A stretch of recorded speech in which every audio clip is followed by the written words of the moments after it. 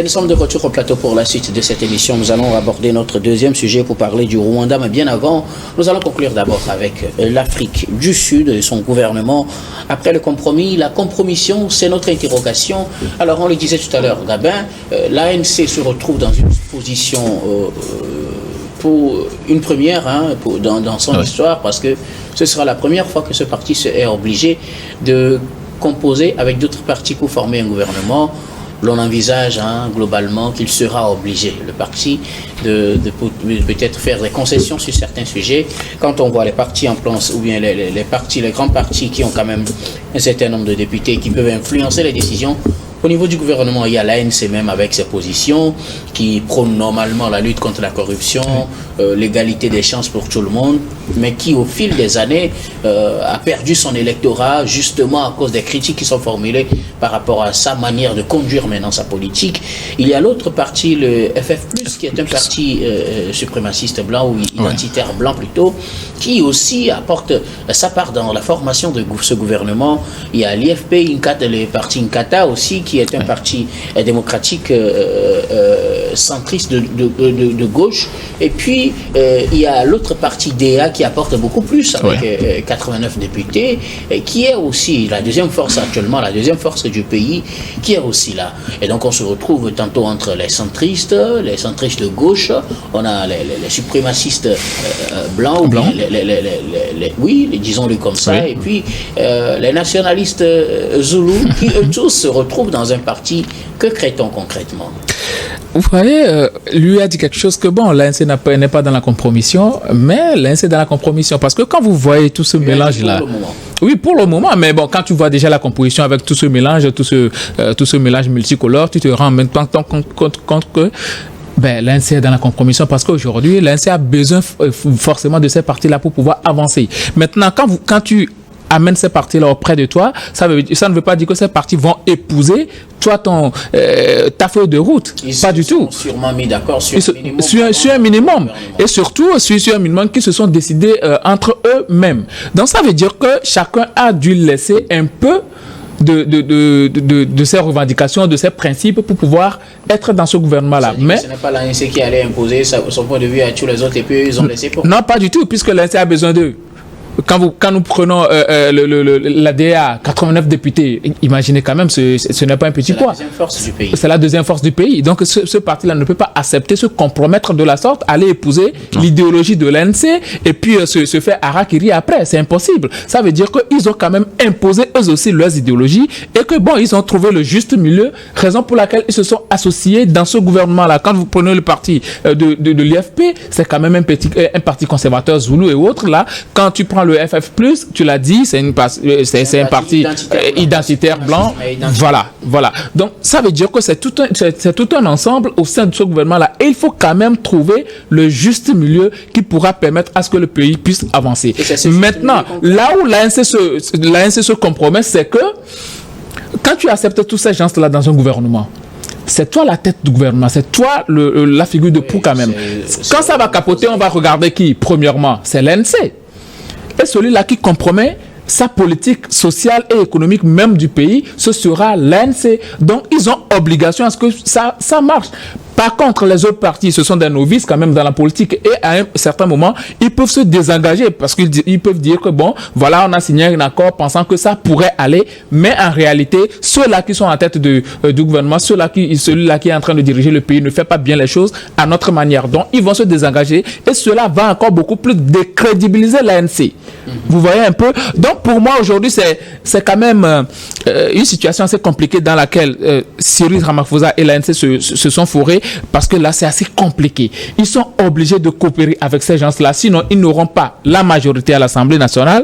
Donc aujourd'hui, pour moi, le plus important est qu'ils prient pour que ces gens-là puissent les aider à bien conduire la politique de la nation, parce que les Sud-Africains, ce qu'ils attendent, c'est d'arriver quand même à annihiler les maux qui les minent depuis un certain temps, le chômage, la drogue, la criminalité et toutes les souffrances qu'il y a en Afrique du Sud. Alors, Louis, apparemment, vous n'êtes pas du même avis. Entre identitaire blanc, nationaliste, zoulou, ANC au milieu et puis DA un peu d'une certaine manière au milieu aussi, vous n'êtes pas d'accord? Je pense que faire asseoir tous les Sud-Africains ou bien bien arriver à réunir tous les Sud-Africains dans un seul creuset a été toujours l'objectif principal en fait des dirigeants, de tout dirigeant sud-africain. Et vous avez l'histoire de la patrie. Mais ça, c'est un gouvernement tripartite. C'est pas un gouvernement d'union nationale.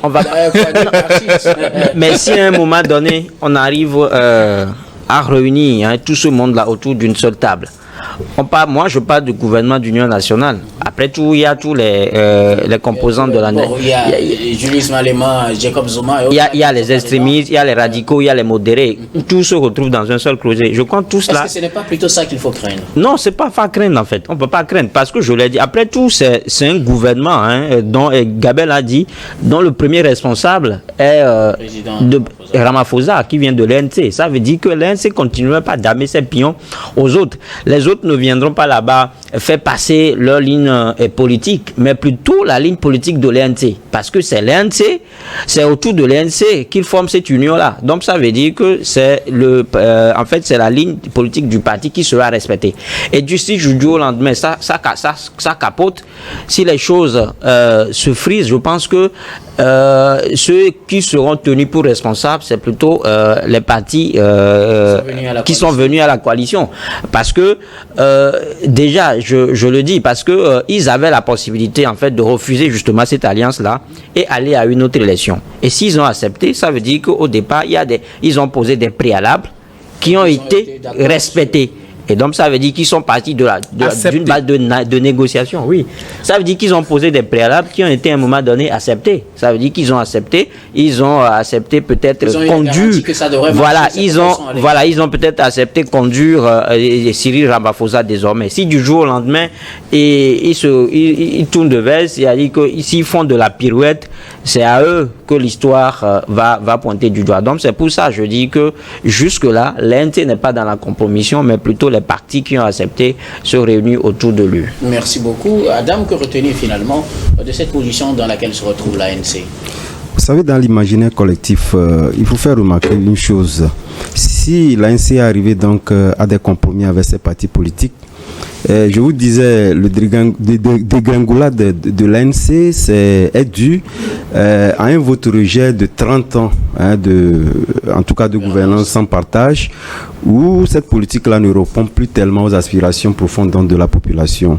C'est ce qui a conduit au choix d'un certain nombre d'alternatives capables de pouvoir donc régenter en tout cas les aspirations de ces populations-là. Donc, quelque part, l'ANC aujourd'hui doit se remettre en cause, comprendre véritablement que cette politique qu'elle a menée depuis 30 ans, en tout cas, a ses disques assez rayés, et faire en sorte que cette coalition également puisse être une coalition de pédagogie. Et véritablement donc comprendre cette population que de se mettre dans une position de suprématie, en faisant croire, comme lui l'a dit, qu'il faudrait véritablement donc respecter donc sa ligne. Moi, je pense que quelque part, si que les autres partis ne viennent pas pour respecter la ligne de l'ANC. Pas du tout, ce ne sera pas le cas. Justement, et l'ANC a plus à gagner à pouvoir véritablement donc aller à des compromis profonds et faire en sorte qu'ils renaissent de ces centres. Il y aura pas la compromission en réalité viendra, puisque ce sont des partis politiques qui viront jusqu'au bout en faisant en sorte qu'à basculer pratiquement la politique de l'ANC. Mais il appartient à l'ANC, s'il voudrait, les années à venir, à pouvoir donc retourner à sa politique d'antan. Il faudrait véritablement faire la majorité, aller toujours dans ces compromis-là et éviter qu'on aille aux compromissions. Merci beaucoup à vous. Alors, je vais rester avec vous. Je reviens plutôt à vous, Louis Kamako, pour aborder notre deuxième sujet. On a le temps de parler du Rwanda qui se prépare à aller aux élections législatives et présidentielles. Ces élections sont annoncées pour le 15 juillet prochain.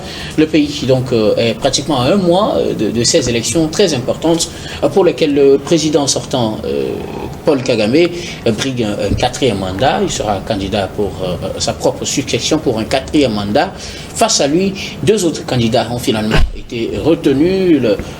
La Commission électorale nationale a publié la liste définitive des candidats qui pourront prendre part à ces élections. Ils sont finalement trois candidats à faire face à Paul Kagame. Je finis avec Cyril Ramaphosa. On parle maintenant de Paul Kagame. Et pour les législatives, sur 700 candidats présentés, c'est seulement 500 qui ont été retenus. Ils vont concourir pour 80 sièges au Parlement. Paul Kagame, face à lui, deux autres candidats. L'un est candidat de l'opposition, l'autre est un candidat issu, est un candidat indépendant, disons-le comme ça. Le Parti Vert a présenté son candidat face à Paul Kagame.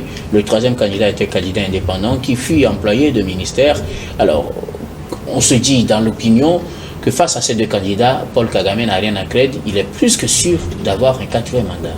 Oui, ces deux candidats, d'abord il y a un certain Franck Rabineza qui est de l'opposition verte et le candidat indépendant dont tu parles s'appelle Philippe Maïmana. Donc je pense que quand vous voyez un peu le pédigré de ces deux candidats, comme tu l'as dit, ils ne font pas le poids devant Paul Kagame qui est au pouvoir depuis 1994. Et on sait qu'à chaque fois... Depuis 2000 normalement, quand on prend la prise de pouvoir... Deux années de transition et autres, bon, ça ne compte pas. On ne compte pas les transitions. Ça, c'est un jeu de mots, mais bon, je vous l'accorde quand même. Mais quand vous voyez que tout récemment, il a été élu avec un score soviétique, et c'était toujours comme ça, plus de 90%. Donc, ça veut dire que, quoi qu'on dise, il est aujourd'hui peut-être l'homme de la situation au Rwanda. Je ne veux pas jusque-là mettre le curseur, en fait, sur la manière dont il gouverne. Je ne veux pas dire qu'il gouverne le pays dans un climat de peur, parce qu'il y a pas mal d'oppositions qui sont obligées d'être exilés. C'est ce qui explique aujourd'hui en fait ce maigre en fait cette candidature-là qui à notre avis ne présente rien face à Paul Kagame, parce que c'était 9 au début, finalement 3 ont été retenus. Voilà, ça veut dire qu'à un moment donné la machine a été mise en branle pour justement barrer la route en fait aux opposants charismatiques, c'est-à-dire à ceux qui peuvent faire le poids devant Paul Kagame. Donc je crois que bon, tu ne souhaites pas qu'on dise qu'il est au pouvoir depuis 1994. Non, allez-y, comme vous voulez. Mais tout a été fait prêt pour que cette candidature-là ne souffre d'aucune irrégularité, parce qu'à un moment donné, on a vu qu'il a procédé à des amendements constitutionnels qui lui permettent en fait d'être au pouvoir jusqu'en 2034. Et donc lui-même, à l'époque, il disait qu'il envisage se représenter 20 ans de plus et qu'il ne trouve aucun problème à cela. Donc la logique aujourd'hui, elle est suivie. Mais je l'ai toujours dit, et nous sommes en Afrique et c'est souvent difficile en fait pour les présidents sortants d'organiser une élection et la perdre. Donc Paul Kagame, je crois que une fois cette candidature, une fois l'annonce de cette candidature, je pense qu'il se voit déjà être encore le prochain président du Rwanda. Et c'est comme ça que les choses vont se passer. Malheureusement, ça va se passer comme une lettre à la poste. Et en le faisant, je crois qu'il témoigne aujourd'hui ce qu'on a toujours pensé en fait de comment nous concevons la démocratie en Afrique. Une démocratie qui complètement pense que les présidents à vie, mais les mandats à vie sont les bienvenus. Et malheureusement, et c'est comme ça dans tous les pays. Et on a souvent dit que c'est seulement dans les pays francophones, mais quand vous sortez un peu, quand vous allez encore aussi dans les pays anglophones, c'est presque la même chose. Donc, nous avons des présidents qui croient peut-être pratiquer les principes démocratiques, mais pourtant qui nous font vivre en fait ce qu'on peut vivre dans un royaume. C'est-à-dire que quand vous êtes dans un royaume, le chef ou bien le roi n'a de successeur que lorsqu'il est mort. C'est comme ça que les gens considèrent la démocratie en Afrique. Donc c'est pour ça que je dis que les mandats à vie sont aux antipodes des principes démocratiques. Et donc en Afrique, c'est ce qu'on pratique. Et quand vous voyez que Paul Kagame, il est là, c'est un ancien rebelle, je crois. Et aujourd'hui, il a 65 ans. 65 ans pour son âge, je ne trouve pas que c'est trop. Mais est-ce qu'aujourd'hui, au Rwanda, est-ce qu'il n'y a plus personne pour faire ce qu'il fait? C'est vrai que son bilan, on l'a. C'est-à-dire que quand vous allez au Rwanda, quand vous comparez ce qui se fait là-bas sur le plan économique, à certains pays de la sous-région, c'est le jour et la nuit. Mais après tout, je l'ai toujours dit, soit on est dans un état démocratique, soit on ne l'est pas. Et comme je l'ai toujours dit, les principes, en fait, les droits de l'homme sont universels. Moi, je fais toujours partie de ceux-là qui condamnent la longévité des mandats, les mandats à vie. Donc, ce n'est pas parce que là-bas, Paul Kagame fait bien les choses, Paul Kagame met les Rwandais dans de très bonnes conditions que je vais encourager qu'ils meurent au pouvoir. Je crois qu'à un moment donné, il faudrait qu'on s'arrête et qu'on donne la possibilité aux autres aussi de venir montrer ce qu'ils savent faire. Merci beaucoup. À vous, Louis Kamako, pour vous, donc la voie est balisée pour un 4e mandat, bien sûr, pour Paul Kagame, mais vous auriez souhaité qu'il laisse quand même et permette à d'autres personnes de venir montrer ce qu'ils savent faire. Alors, Adam, c'est vrai, on parle de Paul Kagame en tant que dirigeant depuis 1994, mais il faut noter qu'il a été vice-président plutôt jusqu'à 2000, avant de devenir président lui-même. Mais même si on lui comptabilise tout cela, on sait comment ça s'est géré au Rwanda. L'homme est candidat à sa propre succession pour un 4e mandat, et face à lui, 2 autres candidats, l'un de l'opposition, l'autre indépendant. Et pour le compte des législatives, ils sont 500 candidats pour 80 postes. Oui, vous savez, la candidature de Paul Kagame, en tout cas, suscite assez d'interrogations, mais également alimente également le débat à l'international dû à la poursuite de l'homme qui, lui, le rappelait tantôt en parlant du fait qu'il y avait eu modification de constitution qui lui permettrait donc de diriger le pays au-delà de 2030. Mais, il est là jusqu'en 2034. Mais à la vérité, je pense quelque part que il faudrait quand même que l'on puisse revenir quand même aux basiques liées donc aux élections. Parce que vous savez, lorsqu'on parle d'élections dans nos pays africains, et il a aussi dit, on a toujours tendance à pouvoir rester donc dans le même carcan, faire croire qu'en réalité, lorsqu'on est président sortant, qu'on organise des élections, on ne peut pas donc les perdre. Mais je pense que lorsque nous remontons un peu l'histoire, nous avons quand même des actes factuels qui ont prouvé véritablement qu'on peut organiser des élections et les perdre. L'essentiel de pouvoir donc avoir une politique vertueuse qui permet en réalité de faire croire autre chose à la population. Parlant donc de ces oppositions-là, parce qu'au Rwanda, je pense qu'à part Paul Kagame, le président sortant du Fonds patriotique rwandais, et son adversaire qui est donc du Parti démocratique, et l'autre également indépendant. Mais la grande question qui se pose en réalité, je pense que quelque part, c'est que l'environnement où pratiquement l'opinion puisse avoir accès à l'organisation des élections assez crédibles et qu'on ait dans des alternatives d'arbitrage qui convainc en tout cas tous les bords avant même d'aller à ces élections-là. Ce qu'on n'a pas l'habitude de voir, c'est justement le fait qu'on s'accorde sur ces 2 paramètres-là, notamment les paramètres qui permettent donc de pouvoir donc mesurer ces élections crédibles, mais également l'autre paramètre qui permet d'avoir des alternatives d'arbitrage co-démurant après formulation de certaines inquiétudes ou maladresses liées dans les élections-là, qu'on puisse donc les accepter. Alors, ce qu'on ne va pas. Rwanda, on va dans ces élections dans des conditions claires, acceptées par tout le monde ou non? Bien évidemment, puisque jusqu'au jour d'aujourd'hui. Bien évidemment quoi, oui non, ou non? Je dis oui.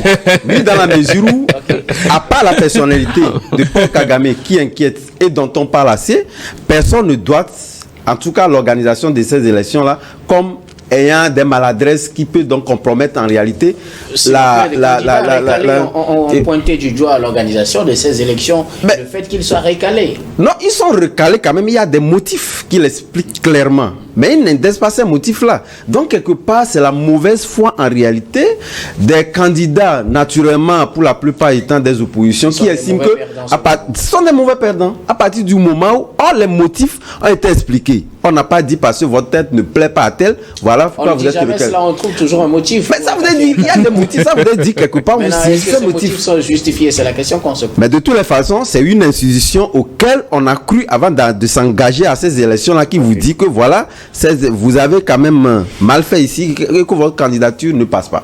Donc, quelque part, moi, je pense que ce dont on doit s'en tenir, c'est d'avoir ces élections assez crédibles. Et les 3 candidats en lice, au jour d'aujourd'hui, à part la personnalité de Paul Kagame, que moi, je justifie en fait que si réellement qu'on a donc une politique vertueuse, qu'on a autre chose à proposer aux Rwandais. Malheureusement, Paul Kagame a fait en sorte qu'il a marqué son territoire en termes de développement. Bon, heureusement, bon, si vous voulez. Mais ça veut dire qu'il a marqué son territoire en termes de développement, en termes d'autres choses également. Mais ce dont on l'accuse, c'est justement les droits de l'homme, la liberté d'expression, etc., qui sont également aussi des motifs qui peut-être l'ont permis aujourd'hui d'asseoir une gouvernance assez vertueuse qui est d'ailleurs même une gouvernance de modèle en Afrique. Donc moi je pense que la grande question, c'est que aujourd'hui, avant les élections, qu'on puisse donc soulever des inquiétudes qui puissent donc permettre de parfaire ou de polir en tout cas les institutions chargées d'organiser ces élections, et que chaque candidat soit sûr qu'il va à ces élections-là sur une même base, en réalité, avoir des élections crédibles. Ici, tel qu'on a les élections crédibles, de toutes les façons, chacun récoltera le fruit de ses actions posées au sein de la population. Alors, vous estimez que la gouvernance de Paul Kagame est une gouvernance modèle? Je ne sais pas. C'est qu'en pense Gabin Adjaro. L'homme est candidat pour un 4e mandat. Il est face à 2 autres candidats, l'un de l'opposition, l'autre indépendant. Pour les législatives, mais personne n'aborde l'aspect législatif. Non, mais ce qui intéresse... Ils sont 500 candidats pour 80 postes de députés. Oui, là au moins c'est ouvert. Chacun peut se positionner de l'autre côté. Aussi, là, oui, avec 6 partis, bon, les gens ne veulent pas titiller Paul Kagame à son poste de président de la République, parce que sinon, il va te voir comme un ennemi à vie. On a vu des opposants mourir en exil. La dernière fois, il y a une opposante qui était morte en prison, si je ne me trompe pas. Donc il y a eu toutes ces choses-là, et il faut reconnaître quand même que c'est un monsieur, certes il fait bien, il dirige bien le pays sur le plan socio-économique et tout, mais à un moment donné, sur le plan des libertés, c'est assez restreint. C'est quelqu'un qui n'accepte pas les reproches, qui n'accepte pas quand même les contestations et tout, et surtout qui n'accepte pas que d'autres partis politiques puissent faire leurs preuves, parce que quand on parle de positionnement des partis politiques, il faut aussi voir si ces partis-là ont quand même la possibilité de travailler sur toute l'étendue du territoire national, comme le fait le parti de Paul Kagame. Et voilà, c'est la question qu'il faut se poser. Moi, j'aime pas qu'on construise un pays. C'est vrai que c'est un bon travailleur, c'est un bosseur. Et aujourd'hui, Paul Kagame a su imposer quand même le Rwanda sur l'échiquier mondial. Aujourd'hui, un chef d'État, n'importe qui, occidental ou pas, ne peut pas se pointer devant le Rwanda et dire de n'importe quoi. Il y a quand même du respect réciproque entre le Rwanda et les autres pays, que ce soit occidentaux ou pas. Mais le problème est qu'on est en train de construire le pays sur la base de quelqu'un, même si c'est lui qui porte l'idéologie. Moi, je pense qu'à un moment donné, il doit pouvoir faire les choses qu'après lui, que ce ne soit pas le déluge. Parce que là, je vois que c'est Kagame qui est en train de diriger le pays, c'est Kagame un peu partout, c'est sa vision, c'est sa politique, comme on le dit souvent,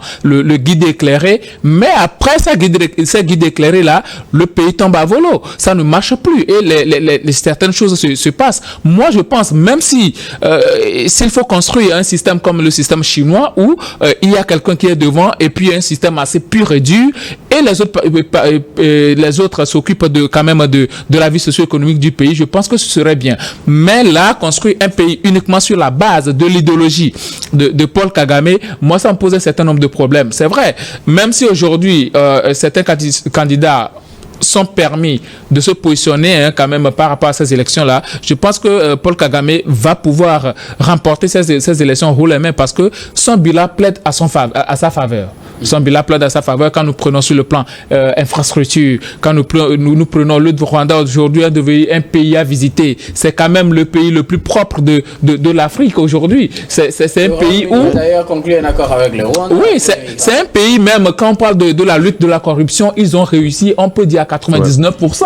C'est un pays qui aujourd'hui, les populations vivent avec un PIB assez honorable. C'est un pays qui aujourd'hui, on peut dire, sur le plan des infrastructures, même sur le plan de transfert de technologie, parce que les Rwandais aujourd'hui, ils fabriquent même des choses chez eux. Ils ne font pas que de l'importation et autres. Donc c'est un pays assez autonome et surtout avec une formation assez rigoureuse et rugueuse. Donc même notre histoire de l'OTR, on l'a appris auprès du Rwanda. Donc aujourd'hui, voilà, de Gaperi qui était venu nous faire ces trucs-là ici. Donc aujourd'hui, il faut dire que le Rwanda, sur le plan gestion, c'est quand même un modèle. Mais sur le plan des libertés, c'est à revoir, même si on peut dire, c'est à un moment donné, bon, pour la liberté, après tout ce que le Rwanda a pu traverser, c'est le prix à payer avant d'arriver quand même à la grande démocratie. Une élection aux enjeux géopolitiques qui dépassent les frontières du Rwanda, quand on sait que le pays est aujourd'hui pointé du doigt par rapport à ce qui se passe dans son entourage, notamment en République démocratique du Congo. Est-ce une situation qui va conforter plutôt la candidature de Paul Kagame à l'interne, Louis? Non, traitons plutôt que Paul Kagame parte et que le Rwanda se retrouve dans des problèmes avec les autres pays. Donc, ce qui aurait poussé les gens à dire, si c'est comme ça, on continue avec notre Paul Kagame, de peur de subir maintenant la vengeance des autres pays. Oui, la posture de Paul Kagame, justement, dans ce conflit-là, c'est également dû à son statut d'ancien chef rebelle, en fait. Donc, ça veut dire qu'il connaît à peu près comment se gère ce genre de crise. Donc, aujourd'hui, je crois que c'est grâce à lui que le Rwanda arrive à tenir tête à la République démocratique dans ce conflit ouvert-là. Est-ce que ça peut jouer pour sa candidature? Là, ça va être difficile de répondre parce que je ne connais pas la position exacte en fait du peuple rwandais dans cette crise en fait. Est-ce que aujourd'hui, la position de Paul Kagame? Ouais, on connaît que la position. Voilà, c'est pour toi j'ai apprécié Gabin quand il disait qu'on veut construire un pays en le calquant sur le modèle Paul Kagame. Ça veut dire que aujourd'hui c'est Paul Kagame qui incarne le Rwanda. C'est-à-dire que quand vous parlez de Rwanda, on ne verra que Paul Kagame. Et c'est ce qu'il nous a fait croire depuis des années. Et donc ça veut dire que je ne vois pas aujourd'hui, est-ce que les Rwandais aujourd'hui approuvent cette guerre? Est-ce que les Rwandais souhaitent que cette crise continue? Est-ce que de l'autre côté, les Rwandais en fait, le peuple rwandais qui partage et qui est frontalier avec la aide des Congo ne souhaite pas que cette crise-là s'arrête? Parce que c'est vrai qu'on le dit, la guerre, ça se passe en Inde et Congo, mais il y a également des dégâts collatéraux et que les Rwandais sont aussi victimes. Maintenant, il reste à savoir quelle est aujourd'hui leur position exacte. S'ils sont contre cette guerre, je crois qu'ils vont vouloir sanctionner Paul Kagame dans les urnes. Et s'ils ne sont pas, s'ils sont pour, je crois qu'ils vont continuer par le plébisciter. Mais qu'à cela ne tienne, parce que je voulais terminer par là, beaucoup de gens ont parlé de sa gouvernance. La gouvernance d'un pays, c'est pas que l'économie. Quand vous prenez aujourd'hui le Rwanda qui est classé 131e sur 180 au dernier classement de la liberté d'expression, je pense que ce n'est pas du tout bien pour un pays, parce qu'après tout on a besoin que tout le monde s'exprime, on a besoin de donner la parole à tout le monde, parce que la construction d'une nation, ça implique tout le monde. Quand vous faites une gestion unilatérale, quand vous faites une gestion solitaire, les conséquences vous les verrez après, parce qu'après Paul Kagame ce sera peut-être le déluge. Alors, que dire des enjeux géopolitiques de cette élection rapidement? Vous savez, lorsque nous sommes en période de crise, pour la plupart du temps, les présidents reconfortent en réalité leur position.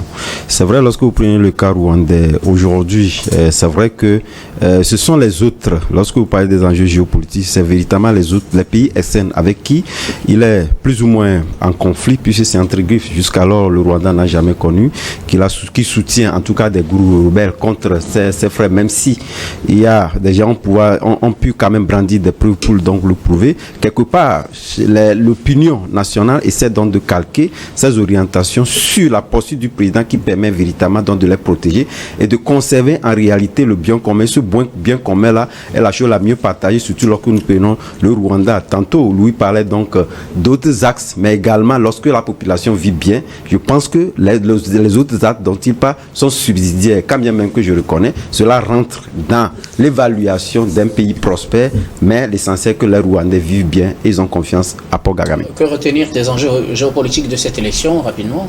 Oui, vous pensez que les Rwandais n'ont pas d'autre choix que de choisir aujourd'hui Paul Kagame, parce que déjà, par rapport à ceux-là qui sont candidats, est-ce que ce sont des gens qui peuvent faire le poids devant Paul Kagame? Ce n'est pas possible. Donc, entre deux mots, il faut choisir quand même le moindre mal. C'est ce que les Rwandais vont faire aujourd'hui. Ils sont obligés quand même de choisir Paul Kagame. Et ils n'ont pas d'autre choix que cela. Maintenant, par rapport à la RDC, je pense que sont les pays limitrophes, eux quand même ils voudront que Paul Kagame parte, mais aujourd'hui le choix appartient quand même aux Rwandais. Maintenant ce sont des élections qui dépassent quand même les frontières même de l'Afrique, hein. Il y a tellement d'enjeux là-bas, les États-Unis, la France et autres là. Ce sont des gens qui aujourd'hui pour moi ils voudront quand même que le Paul Kagame reste de monde, d'autant plus que la